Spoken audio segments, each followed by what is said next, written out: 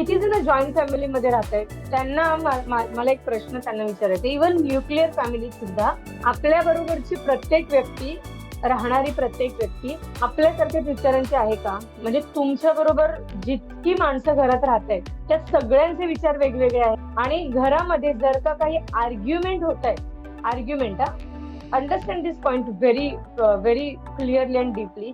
जर घरात काही आर्ग्युमेंट्स होत आहेत तर ते आर्ग्युमेंट्स नेमके का होत आहेत? मतं वेगवेगळे आहेत म्हणून होतात, किंवा व्ह्यू पॉइंट, अँगल्स वेगवेगळे आहेत म्हणून होतात, फक्त ते रिझन नाही.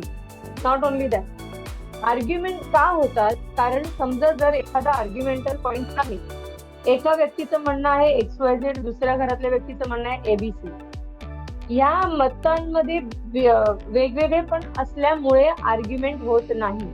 तर everybody is trying to prove, म्हणजे एक व्यक्ती प्रूव्ह करते की ABC बरोबर आहे, दुसरी व्यक्ती प्रूव्ह करायला जाते की XYZ बरोबर आहे. डिफरंट लॉजिकल थिंकिंग वगैरे काही नाही, प्रत्येकाचं लॉजिकल थिंकिंग वेगवेगळंच आहे.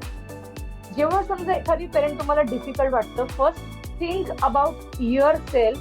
पहिला तुमच्याबद्दल विचार करा की मला ही व्यक्ती डिफिकल्ट का वाटते. कारण समजा तुम्हाला डिफिकल्ट वाटणारे पेरेंट दुसऱ्या टीचरला कदाचित इझी आहे, मला कदाचित ते अजून इझी आहे, अजून कोणाला तरी अजून इझी आहे.